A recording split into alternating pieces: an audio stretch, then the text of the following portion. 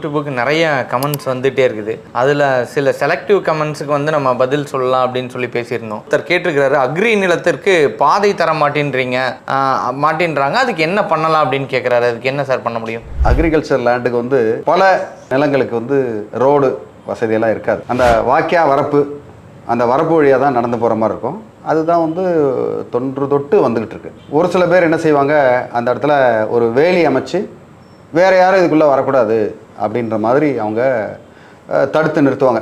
அதுக்கு வந்து பல்வேறு காரணங்கள் இருக்கலாம்.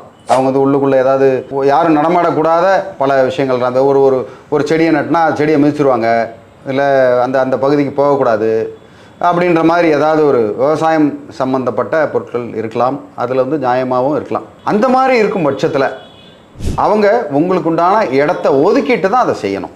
ஒரு 10 அடி பாதைன்னா 10 அடி பாதையாவது அவங்க வந்து உங்களுக்கு ஒதுக்கணும். ஒரு வண்டி போகிற மாதிரியாவது அவங்க செய்யணும். செய்யாமல் செய்கிறது வந்து அது வந்து குற்றன்றதை விட அது வந்து ஒரு டீவியன்ஸ்னு சொல்லலாம். அது ஒரு தவறு. அதுக்கு பேர் வந்து ஈஸ்மெண்ட் ஆக்ட்னு நம்ம சொல்லுவோம். அந்த ஈஸ்மெண்ட் ஆக்ட் பிரகாரம் ஒரு நிலத்தின் உரிமையாளர் தனக்கு பின்னாடி இருக்கிற ஒரு நிலத்தின் உரிமையாளருக்கு நில வழியாக ஆக்சஸ் கொடுக்கணும். அவங்க விவசாயம் பண்ணும் பட்சத்தில் விவசாயம் அவர் எங்கே பண்ணுவார்? அவர் என்ன வானத்தில் ஹெலிகாப்டரில் போக முடியாது. அதுக்கு சட்டப்படி, அதுக்கு தான் ஈஸ்மெண்ட் ஆக்ட் படி அவர் வந்து வழி விடணும். இதுக்கு சப்போஸ் வழி விடலை அப்படின்னா தாராளமாக தாசில்தார்கிட்ட, ஆர்டிஓட்ட, டிஆர்ஓட்ட, கலெக்டர் வரைக்கும் நம்ம கம்ப்ளைண்ட் கொடுக்கலாம். நீங்கள் வந்து இமீடியட்டாக தாசில்தாருக்கும் ஆர்டிஓக்கும் ஒரு மனு போடலாம். இந்த மாதிரி என்னுடைய விவசாய நிலம், நான் வந்து விவசாயம் பண்ணிக்கிட்டு இருக்கேன், இத்தனை ஏக்கர் இடம், இது என்னுடைய நிலத்தோடைய பட்டா, நான் உரிமையாளர், இந்த விவசாயம் பண்ணுறேன்.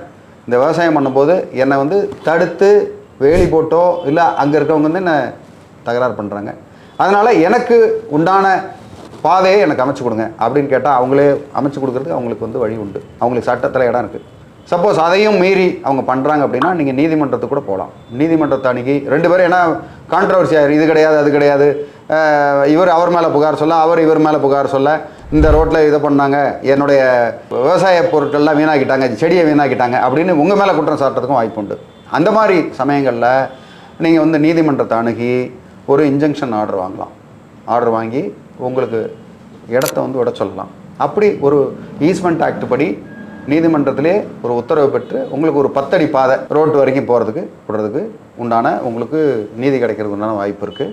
அதனால் நீங்கள் வந்து கரெக்டான இடத்த அணுகணும். நீங்கள் தாசில்தாரை கேட்கலாம்.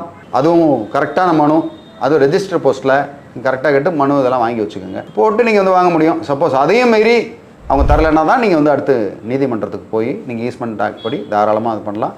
மேலும் உங்களுக்கு வேறு சில சந்தேகம், இதுலேயே வந்து அதை வேறு சில நில பிரச்சனைகள்லாம் இருக்குது. உங்களுக்கு வேறு எந்த பிரச்சனைனாலும் சரி எனக்கு வாட்ஸ்அப் பண்ணுங்கள். தாராளமாக நம்ம கோர்ட் நேரம் போக உங்களுக்கு உதவுறதுக்கு நான் காத்துக்கிட்டு இருக்கேன். நன்றி, வணக்கம்.